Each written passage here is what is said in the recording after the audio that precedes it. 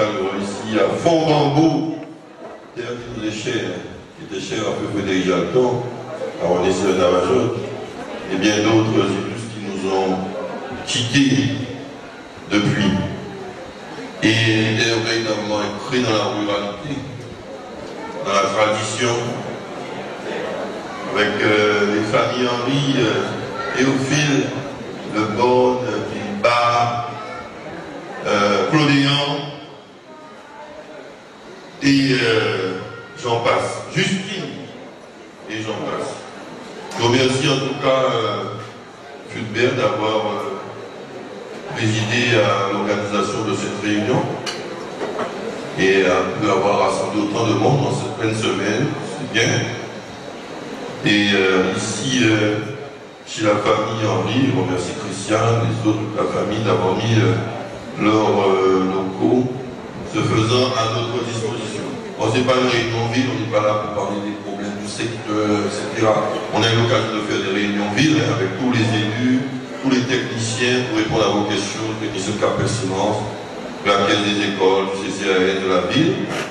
Là, nous sommes dans un autre format, c'est vraiment une réunion frappe, politique, de soutien, de mobilisation, d'échange, de faisant, on peut toujours échanger, comme le suggérait Alice Navajo, je vais faire des projets sur le programme, parce que vous souhaiteriez que nous fassions, nous n'avons pas encore fait, hein, la prochaine mandature, la porte reste ouverte aux propositions. On est prêt à les accueillir jusque tout au long de l'année 2020, 2019, sachant que le programme va être arrêté véritablement au début de l'année 2020, donc on a encore le temps de recueillir vos doléances, vos propositions. Ok? Pour les problèmes de quotidien, vous avez encore la possibilité de nous écrire, d'utiliser les groupes WhatsApp pour nous signaler les problèmes à régler au plus vite. On reste toujours évidemment à vos écoutes. Mais pour les gros projets, c'est des choses qui sont un peu plus lourdes à programmer à l'avance. Je pense qu'on est à quelques mois des élections, il n'est pas trop tard pour nous. Les suggérer de sorte qu'on puisse les mettre dans notre programme de prochaine mandature. Donc on est dans une réunion de soutien. Moi je suis venu en principe, on ne veut même pas lui parler, puisque c'est un soutien à ma candidature. Je devrais être en train de vous écouter. Les élus, la population, m'apporter votre soutien, dans quelles conditions, pourquoi et comment vous souhaitez vous manifester, soutenir ma candidature aux futures élections. Enfin, il faudrait que je puisse conclure la réunion après avoir entendu les uns et les autres. Là, nous sommes à l'heure de la mobilisation. J'espère que les consignes qui vous ont été égrenées pendant cette réunion, vous allez les mettre en œuvre pour mobiliser autour de vous, pour que nous soyons prêts le moment venu, parce qu'évidemment, il n'est pas question pour moi de terminer ma carrière de maire avec un deuxième tour. Il faut que nous soyons gagnants dès le premier tour. Je compte là-dessus pour vous. Alors, notre bilan, on l'a dit, est globalement positif. Je ne vais pas m'étendre sur la rénovation urbaine de résidents encore du coup. Déjà qu'on a parlé, hein, notamment cette salle des fêtes qui nous regarde tristement depuis 1989, le site au niveau que nous avons fait renaître de ses cendres. Il fallait le faire. Le traversé en 2014, on disait ça va jamais se faire, on mentait, il n'y a pas de financement. Et bien ça s'est fait. L'indice est assez fait. Le traversé nous disait ça ne se ferait pas. Au niveau du résil, tout ce que vous voyez ne devait pas se faire sur les clés de notre adversaire. Et tout ça s'est fait. Et plus récemment encore, c'est la GROPAC, une unité de transformation de produits agricoles sur Périn. Selon lui, ne devait pas se faire parce que ce n'était pas financé, il n'y avait pas d'argent. La région l'avait pas inscrit dans son programme, il avait démonté un créneau sur les médias pour que ça ne se fera jamais. Et bien voilà, aujourd'hui, le président de la région a dit non, ça, lui, il veut y participer, modestement, 700 000 €, ce projet qui coûte plus de 7,5 millions. C'est toujours ça à prendre. Hein.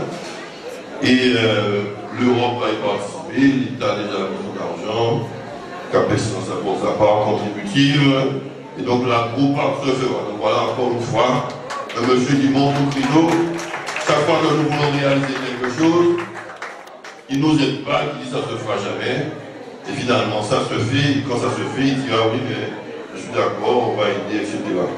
Ils cherchent à récupérer. Donc nous travaillons et nous allons continuer à travailler contre vents et marées. Nous faisons la hiérarchie Boissard, nous continuons.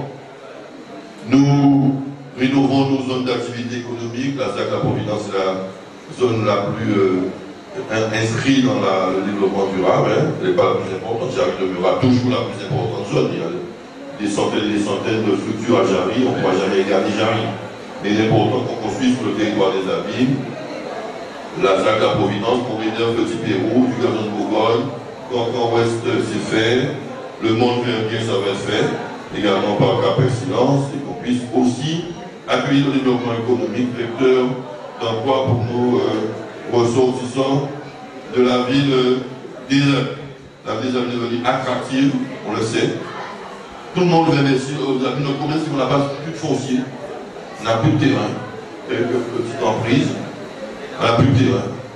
Donc on est forcément limité. Donc ce sont les communes autour qui vont profiter de l'attractivité de la ville des Abîmes parce que les gens cherchent à se placer au plus près de la ville des Abîmes. Donc c'est Morne-à-l'eau qui va se développer, tant mieux pour elle, au plus près des Abîmes, au plus près du futur éco-quartier de terrain que nous créons sur le prolongement du CHU. Il y aura des entreprises, des opportunités de locaux pour les entreprises, de création d'emplois. Et dans le prolongement, Morne-à-l'eau, qui a encore du foncier disponible, va en profiter. Et donc, les Marois encore quelques terrains, mais commencent à être saturés aussi. Et on n'a plus de possibilités, c'est pas une aide. Donc, c'est un peu autour de Cap Excellence que le développement se fait. Et même si on n'est pas forcément réceptacle des entreprises qui veulent s'installer, parce qu'on n'a pas de foncier, on va construire dans l'air, hein, sur les nuages, mais tout autour de Cap Excellence, au plus près, nous allons trouver des opportunités de création d'emplois et d'entreprises pour le développement dont nous pourrons bénéficier, nous, Abîmes. Évidemment, on rénove l'existant, on essaie de faire en sorte que ces morceaux de terrain qu'on a par-ci par-là, qu'on appelle les dents creuses, soient exploités, ce sont des propriétés bien souvent privées, pour faire en sorte de créer des bureaux, de créer des locaux commerciaux, des logements, etc. C'est une politique que nous développons, que nous allons intensifier durant la prochaine mandature. Mais ce qui vous concerne surtout ici dans la ruralité, c'est le développement rural durable. C'est-à-dire d'amener pour vous tous les actifs de la citoyenneté, les routes en bon état, les trottoirs, les accotements, un éclairage public, de l'eau à domicile, de l'électricité à domicile, le désenclavement numérique pour faire en sorte que vous puissiez accéder au haut débit et au très haut débit, le transport, pour pouvoir accéder à un transport collectif au plus près de vos lieux de résidence, d'habitation. C'est ce qu'on appelle le développement rural. Des équipements d'accompagnement comme ceux que nous allons construire au niveau de l'ancienne école de Boivin. Concernant ce quartier, la même chose pour l'ancienne école de Chazot. Recevoir les associations, quelques équipements administratifs, des mairies annexes, pourquoi pas un poste de police annexe sur Boivin, etc. Un docteur, un coiffeur, etc. C'est ce dont il s'agit pour l'emprise de l'ancienne école de Boivin. Alors, nous sommes confrontés quand même à l'adversité, que depuis 2014, avant 2014, j'avais entrepris un certain nombre de travaux sur des routes qu'on peut qualifier de privées, ce sont des terrains familiaux. Mais vous y habitez, il y a des personnes âgées, des personnes qui sont dialysées ou qui ont besoin de soins, des habitants tout simplement, plusieurs, mais la route d'accès est privée. Ok? Alors j'ai fait délivrer mon conseil municipal pour encadrer juridiquement, prendre des précautions, et on y allait. On avait commencé avec un bel entrain. En 2014, M. Servan m'a attaqué devant les tribunaux. Pour ça, il a cité des exemples concrets, pour Covanco, même sous le récit, partout. J'ai été attaqué. Cette affaire était semble-t-il placée, il a fait déplacer tout à fait récemment, profitant de sa proximité du pouvoir. Et nous avons des enquêtes policières. Les policiers sont venus déjà en mairie. On a déjà interrogé des agents communaux. Les enquêtes sont sous le terrain, on prend des photos, on fait des prélèvements, etc. Il y a une enquête judiciaire. L'entreprise est interrogée pour savoir pourquoi tel ou tel travaux a été effectué pour répondre à vos demandes. Donc, quand j'ai décidé, je conseille les avocats après ce recours d'arrêter ce genre de travaux, c'est que beaucoup d'entre vous n'ont pas compris. Et le même qui m'attaque en justice, qui relance la justice pour me faire condamner, c'est le même qui vient faire des réunions de quartier. Non, vous le dites, on va le faire, c'est pas vrai, j'ai donné une autorisation, soit même des courriers, déjà, je vous autorise, monsieur le maire, à faire des travaux. En même temps, il maintient son recours en justice. Je lui ai demandé de retirer ce recours en justice, il ne le fait pas. Et hypocritement, pour tromper votre vigilance, il me fait des courriers disant, je autorise à faire. Il n'est pas juge. Il n'est pas juge. Alors, nous sommes bloqués depuis 2014. On a perdu une mandature en termes de travaux de cette nature. Une mandature, 6 ans, à cause de ce monsieur. Ok? Donc c'est de l'hypocrisie, c'est un double langage, une double postage, c'est une double face. Quand il vient vous mentir, il faut lui dire est-ce qu'il a fait un recours, oui ou non. Est-ce qu'il a enlevé le recours, oui ou non, il vous répond. Il y a des petits courriers pour dire au maire, tu peux faire là. Il n'est pas juge pour s'autoriser à interpeller la personne.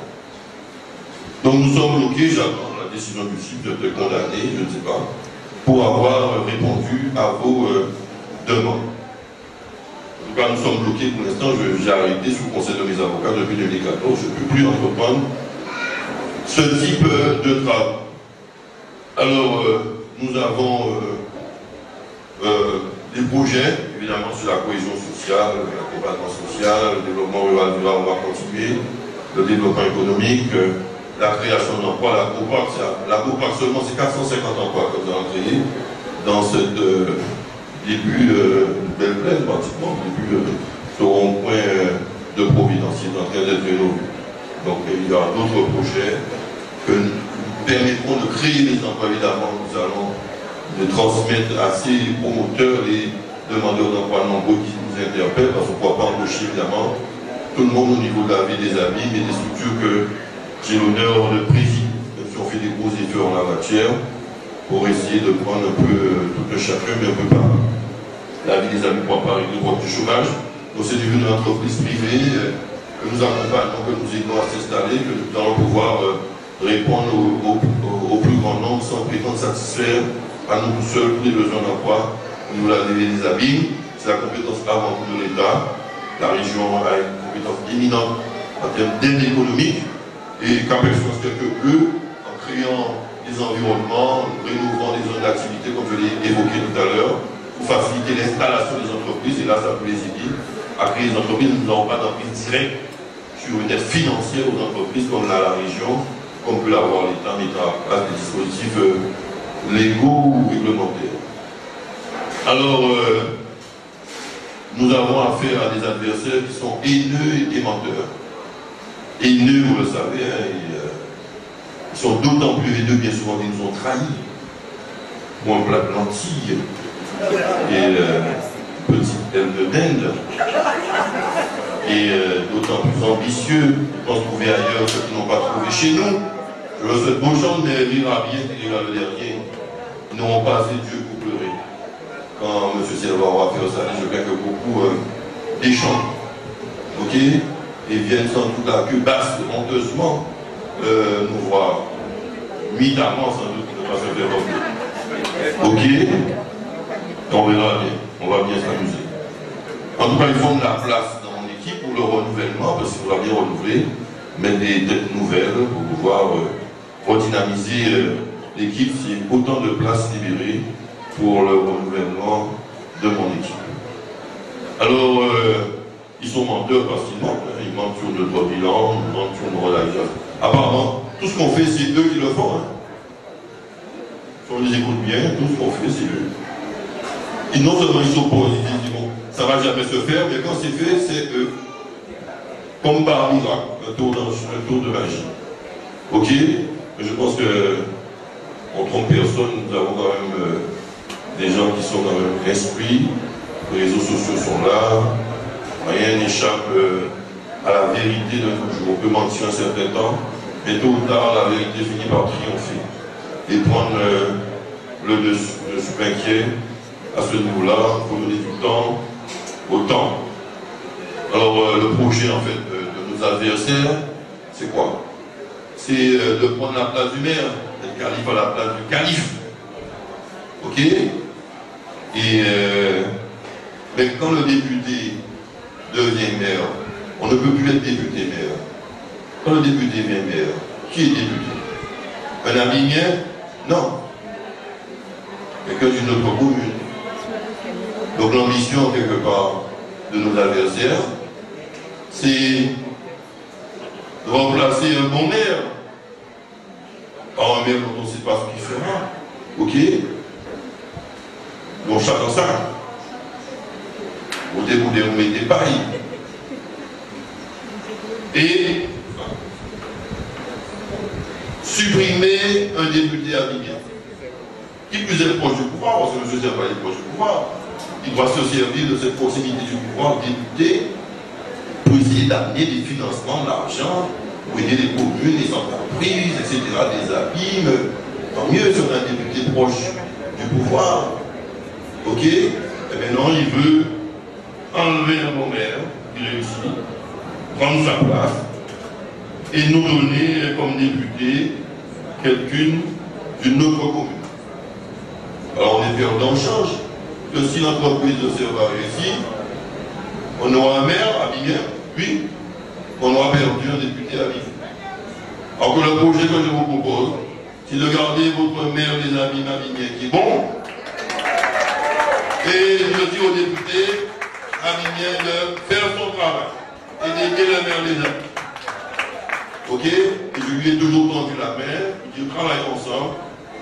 Tu as ta place, tu vas nous prendre la rue là, tu vas en travail, ni le monde qui votait dans le municipal en 2008-2014, qui votait par, ok, ne pas avoir de moins pourtant, mais je préférais voter par dans le monde. Qui votait par, je mettais au député, je ne pas mettre au député, mais au déjà le temps. Je mettais au député pour travailler, au député, on fait travail, on laisse déjà le temps. Alors nous devons nous mobiliser pour faire entendre la raison à tout un chacun, expliquer à la population les choses. Alors, je crois que c'est Jacqueline Ténard qui disait que être maire est un métier. Je disais peut-être, mais je pense que davantage c'est une vocation. Et le père Frédéric Jalton me disait toujours, c'est une vocation. C'est une vocation. On n'est pas pour autant maire, on est net. On n'est pas pour autant maire. Mais sans doute on le devient. Hein. On affine un peu la chose, mais il faut avoir la vocation. Il faut aimer les gens. Et pour prétendre être maire de sa commune, il faut d'abord aimer la commune qu'on prétend défendre. Et pour réussir cette entreprise, il faut aussi aimer sa commune, aimer les gens, aimer les Avigniens. Je pense que j'aime les Avigniens, que j'aime ma commune. J'ai décidé de me sacrifier quelque part pour cette commune. Et je me rends compte que c'est un véritable sacrifice. Et je ne pensais pas à ce point-là. Mais c'est mon choix, c'est ma vie. Et j'ai décidé encore pour une mandature de faire ce sacrifice, le don de ma personne pour la ville des Amis. Ok? Autant d'autres choses à faire pour moi-même, pour ma famille. Mais je pense que je peux encore consacrer 6 ans de mon temps à cette ville des Abîmes, pour les empêcher qu'elle tombe dans des mains aussi affamées et assoiffées de pouvoir. Et qu'on puisse continuer le développement qu'on entame, mais continuer le changement de la vie des Abîmes. En fait, c'est ça, il faut continuer le changement. Le changement n'est pas terminé, c'est un processus. Et on est sous la bonne voie, mais ce n'est pas encore terminé. Il y a encore beaucoup d'opérations à mener. Développement durable, rénovation de vieux cours, terminer encore l'humanisation des grands ensembles que nous avons entrepris sur le Grand Boissard, sur le Rézé, sur le Cancan et ailleurs, sur le bourg de la vie des Amis, le développement économique. Nous avons encore beaucoup de choses à faire ensemble. Et je fais donc encore de 6 ans de ma vie à la commune des Amis que nous aimons tous tant. Et je vous demande pour ce faire évidemment de m'accompagner. Certes, le bilan d'Éric Jalton Il est dans la rue, comme disait tout à l'heure Francesca. Mon bilan est dans la rue, mais j'espère qu'au-delà de la rue, que mon bilan est aussi dans vos cœurs, dans vos esprits. Okay? Et que vous avez à cœur de le faire partager par le plus grand nombre. Beaucoup de gens, et je ne plaisante pas, hein, de Mornalo, de Capestière, de Marie-Galante, Gaussier, me demandent de venir me présenter dans leur commune. Donc à la limite, je n'ai pas besoin de demander. Je veux me faire recycler. Il m'a dit, venir, je ne pas appelé, mais manouille. Et il y a des gens de Bilbao, des cadres qui viennent se former, récemment on l'a accueilli à la vie des amis, le cadre de Bilbao qui vient se former à la vie des amis. Gausier régulièrement, ce n'est pas des petites communes, hein, qui viennent se former à la commune des amis, n'est-ce pas, Franck Guérozo, directeur général du service. C'est qu'on est quand même exemplaire en termes d'organisation administrative, technique, fonctionnement de la vie des amis. Nous sommes exemplaires, nous sommes à la pointe. Et donc nous devons continuer. Nous devons être fiers d'être des amis. Et quand j'ai embrassé cette ambition d'être maire des amis, par vocation certes, ok, je vais relever aussi le défi qu'avait lancé Daniel Marcin quelque part, parce que déjà était mort, la majorité était mort, il était maire, et où j'ai procédé à la réconciliation, rassembler tout le monde. La population des amis était dans la détresse d'avoir perdu 2 de ses valeureux fils. Conseil municipal, au contraire, il jouait encore la revanche. Diabolisant Frédéric Jalcon, il n'avait rien fait, que c'était l'agence sécurité. Donc il n'avait de cesse d'attaquer Frédéric Jalcon, qui était déjà dans son cercueil. Alors il m'avait provoqué, j'avais dit, eh bien je relève le défi, M. Marcin, vous ne voulez pas jouer l'unité, la division, mais je relève le défi. J'ai été engagé plus encore que par vocation d'être bien des amis, avec votre volonté. Nous y sommes parvenus et nous avons réglé pas mal de problèmes, notamment le déficit de la vie des amis. On s'était engagé à prendre une mandature pour le régler, on l'a réglé en 3 ans, même pas. Donc on a pris le temps, on s'est attelé, on a été mieux que prévu. La même chose pour l'eau. Je suis président, nous décidons depuis 2017, ça fait 2 ans. Les tours d'eau existaient déjà quand je suis arrivé. Le bilan catastrophique de la Générale des Eaux qui est parti avec armes et bagages, dès lors qu'on commençait à s'intéresser à ces affaires de plus près, on changeait les conditions de ses prestations, il y a plus de contrôle des élus, il a décidé de plier armes et bagages, nous laissant des réseaux vétus qui n'avaient pas renouvelé pendant des dizaines d'années, une gestion calamiteuse de l'exploitation, pas de logiciel, pas de facturation d'un bon nombre d'argent qui n'entrait pas. Le réalisme est parti ainsi, donc je pense que tout le temps il faudra qu'elle rende des comptes à la Guadeloupe, notamment à l'eau d'excellence. Donc on a pris le taureau par les cornes et nous travaillons depuis plus de 58 millions d'euros de travaux que nous avons fait sur l'eau avec l'aide de quelques partenaires depuis que j'ai la responsabilité de l'eau. C'est une usine de Péret qu'on a conçue, mais si l'État nous disait non, il ne faut pas construire, etc. On l'a fait. Fait de cap d'excellence pour aider justement pour l'excellence. C'est grâce à cette usine, comme on l'a expliqué tout à l'heure, que bientôt il y aura de l'eau pour 9 000 abonnés, c'est-à-dire près de 19 000 personnes, ok, qui vont payer le tiers de la vie des amis, qui vont sans doute ne plus avoir à subir des tours d'eau. Toutes les personnes qui sont desservies par le réservoir de Bois. C'est 2 réservoirs de Bois-Vert, un qu'on a réhabilité et un deuxième que nous avons construit.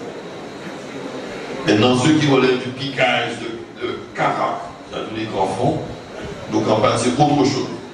Ils ne seront pas concernés par cette usine de Périn. Et dépendant d'autres travaux qui se feront courant 2019 et qui devront s'achever en 2020. Et sur pouvoir aussi les 17 km de réseau que nous faisons, nous allons bientôt achever sur ces grands fonds, et qui ne suffiront pas tout à fait. Il y a d'autres travaux qu'on doit faire avec la région sur le territoire du SIAC pour permettre au SIAC de nous alimenter, de cesser ces tours d'eau et d'alimenter ce piquage de Carac, qui appartient au SIAC. C'est là que le SIAC coupe pour faire pour les tours d'eau des grands fonds. Et voilà, hein.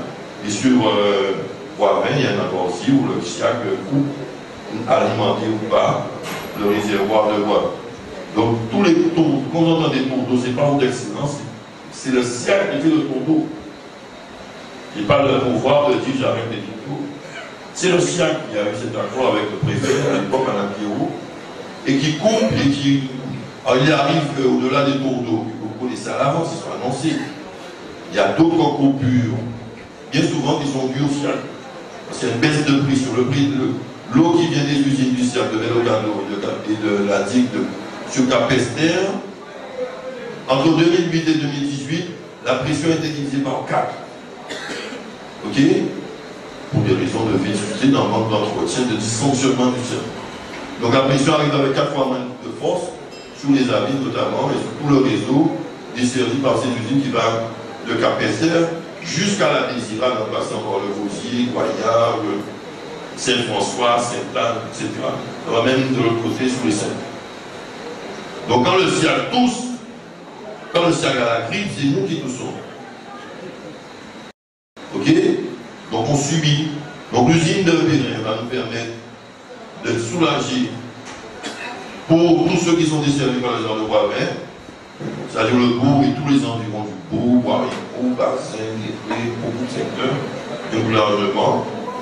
Mais pour les secteurs du Grand Fond, la campagne, il faudra attendre encore un peu plus que la région, les départements, l'État, nous-mêmes, nous puissions faire des travaux sur les ouvrages du SIAC pour augmenter la pression dans ce réseau Velocano, de sorte qu'il n'ait plus à faire des tours d'eau sur le piquage de Cara. Le piquage, c'est le branchement. OK? Le piquage de Cara qui dessert tous les grands fonds. Il faudra attendre encore quelques mois. Et courant 2020, on devrait mettre fin au tour d'eau également pour tous les grands fonds à bout. Maintenant, après ça, il va subsister peut-être encore quelques problèmes. Les personnes qui sont situées aux extrémités, les gens qui n'ont pas encore l'extension de réseau, qui doivent faire des extensions de réseau, la priorité est donnée davantage à la réparation des réseaux existants. À un moment donné, il faudra reprendre la politique d'extension des réseaux pour les gens qui n'ont pas de réseau, etc. Donc il y a encore des travaux à faire. On a pour 1 milliard d'euros, 500 millions en eau potable et 500 millions d'assainissement aux usines aussi, sur 5 à 10 ans. Ce sera le travail du syndicat unique qu'on est en train de mettre en œuvre. Et le syndicat unique, nous avons eu raison de résister parce qu'à l'époque, ce qu'on voulait nous faire, on nous aurait fait perdre encore plus de temps. Et on nous fait créer un syndicat unique autour du SIAC avec le SIAC et toutes les dettes du SIAC. C'est 211 millions d'euros, toutes dettes confondues, que ce syndicat unique aurait apporté, il serait mort, ce serait la catastrophe. On a eu raison, Michel Jovier et moi, de résister, de ne pas accepter ce syndicat unique sous ces bases. Le préfet actuel l'a bien compris et dit effectivement, on ne peut pas construire un syndicat unique en le plombant d'emblée de dette, comme on voulait le faire. Et donc, les autres élus ont été obligés parce que c'est le papa blanc. Ce que moi, je disais, vous ne pouvez pas nous écouter. Mais le papa blanc a dit, donc on commence à écouter le papa blanc, le préfet. Donc on a perdu beaucoup de temps à cause de ça. Et on va mettre ce syndicat unique sous des bases plus saines, de sorte que le syndicat unique ne soit pas plombé dès le départ. Et ne pas régler les problèmes qu'il prétend résoudre. Mais il y a encore des négociations, des discussions pour trouver le juste milieu pour faire remettre en place un syndicat unique digne de ce nom. Et tout le monde est autour de la table, il n'y a pas de division là-dessus, quelques débats, quelques échanges, c'est normal, pour ajuster les choses, mais il n'y a pas de division fondamentale, on avance ensemble sur ce dossier. Donc disons, quelques progrès d'ici la fin de l'année pour bon nombre de secteurs, mais pour définitivement mettre fin au tour d'eau, c'est pour en 2020. Maintenant il arrive, comme ça s'est produit il y a quelques jours, il y a des grosses canalisations vétustes qui pètent. À ce moment-là, il y a des coupures d'eau qui dépassent ces tours d'eau. On essaie de les signaler, on les répare, ça prend plusieurs jours parfois. Donc ça peut créer des désagréments plus importants encore que d'habitude. Et ça va arriver puisque les réseaux sont vétus. Le temps de les réparer, il y aura des casses. Je ne dis pas dans le bar de carte, je ne vais pas dire à l'avance quand est-ce qu'il y aura une casse. On peut prévoir les tours d'eau, parce que c'est le SIAC qui dit quand est-ce qu'elle coupe. On ne peut pas prévoir les casses et les ruptures de canalisation. Je ne veux pas tout de suite à l'instant T vous dire pourquoi il faut le temps de diagnostiquer, c'est comme un médecin ou malade. Il va en animal. Nous passons à 40 ça peut en appendicite, ça peut en cancer, ça peut en il faut mettre ça en examen, il fait un scanner, ou ça en caroline. De la couper, ne pas dire tout de suite, quand il n'y a pas de la couper, pas de la couper, mais il faut que les techniciens sur le chantier, où la couper de la hier, avant ils disent ni de la couper, ni de réparer, ça fait à peu près tant de temps. Il faut apprendre la patience. Il faut l'apprendre parce que demain nous aurons un tremblement de terre. Nous aurons des cyclones importants, l'eau sera coupée pendant plusieurs semaines, plusieurs fois. Et pas moitié complètement, on doit habiter les autres. Nous sommes en territoire à problème. Gros cyclone là qui fait Saint-Martin, qui fait un jour aussi dans aussi, tremblement de terre annoncé qui fait un jour. Donc, pour nous là, ici, point d'invitation sur le terrain d'entraînement. Donc, habiter faire réservoir d'eau, ça n'est pour faire réservoir d'eau. Ok? Ça qui peut faire citer dans le cadre d'aide sociale de Francitaine. Servir à l'époque des festivals, il a arrêté de faire ça, mais c'est un comité pour nous faire citer un pour nous faire réservoir d'eau. Quand ça arrive à tomber à citer complémentaire, n'importe qui joue, il peut rester privé longtemps de nous. En mieux de reporter de manière organisée. Ok. Donc, voilà. Alors, mes chers amis, que puis-je vous dire de plus, pas grand-chose. Sinon que, évidemment, nous comptons sur vous. Nous avons beaucoup réalisé. Et comme je le disais à Carac, nous avons, durant les 2 premières mandatures, nous avons gravi la montagne. C'était difficile, la montagne était abrupte. Et nous avons trouvé sur notre chemin des adversaires en embuscade. Nous avons eu à faire face à des escarmouches, à des pièges tendus tout au long du chemin. Mais nous sommes arrivés tant bien que mal à les éviter. Nous avons pu gravir la montagne. Et au sommet de la montagne, nous apercevons au loin les plaines fertiles et boisées de l'excellence avinienne. Et c'est notre objectif, c'est notre terre promise. Et là encore à quelques encablures. Nous devons donc, je vous y invite, à l'occasion de cette campagne électorale, descendre cette montagne, encore sur les bolifères, sous les injures, les crachats de nos adversaires, mais avancer, toujours avancer, sans nous préoccuper outre mesure de tout cela. Et nous aurons encore quelques chemins escarpés à franchir, quelques monts, quelques veaux à dépasser pour atteindre enfin les terres fertiles de l'excellence avinienne qui nous attendent là-bas à l'horizon. Je ne pense un instant avec votre concours, avec votre soutien, que nous y arriverons. Et dès le premier tour de ces élections, je pense que nous aurons cette victoire dès le premier tour de triomphe. De triomphe. Et au bout du petit matin, que nous aurons fait sonner les cloches de la victoire tout au long de la soirée, au bout du petit matin, l'aube naissante, nous donnons la main, tous ensemble, ceux qui nous auront soutenus, mais aussi ceux qui ne nous auront pas soutenus, mais qui sont comme nous, des Avigniens et des Avigniennes, pour leur dire de venir avec nous, pour continuer le chemin, pour aller vers cette terre promise que sont les plaines de l'excellence avignienne. Et nous avançons ensemble vers cette terre promise et nous pourrons remercier le Seigneur et de façon plus pragmatique le suffrage universel de nous permettre de rassembler encore une fois les Avigniens et les Avigniennes pour aller vers une cause qui est juste et bonne. Alors, je dis souvent, la politique c'est l'art du rassemblement. Je ne connais pas faire autre chose que de rassembler. La division, la haine, la rancœur, la rancune, la revanche, la vengeance me sont étrangères, généralement. Je ne connais pas ça, j'arrive pas. Parfois je suis tenté, je m'y hasarde quelques temps, mais très rapidement, je suis envahi par d'autres sentiments, toujours chercher à rassembler, chercher à unir, rassembler les amis. Parce que nous avons tant de choses encore à faire ensemble, tant de problèmes à régler, tant de projets en détresse à soutenir, tant d'enfants qui souhaiteraient tant travailler au pays, à leur permettre d'avoir cette perspective. Ok? Et les amis se sont retrouvés durant ces demandes. Nous avons appris à nous parler, à discuter. Même si d'autres veulent entreprendre ce que nous pensions avoir déjà enterré, la guerre, la haine, l'esprit de division, la méchanceté. Mais nous allons surmonter tout ça.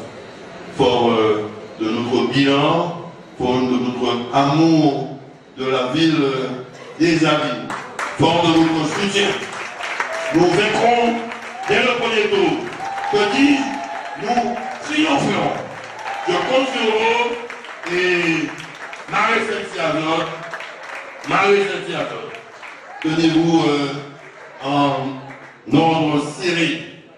Attachez vos ceintures. Mettez vos bras sur social, votre bord, tout ça, tennis, ok? Et gardez vos torches allumées. Et marchons tous ensemble, en ordre serré, marchons ensemble vers la victoire dès le premier tour, que dis-je, vers le triomphe. Merci.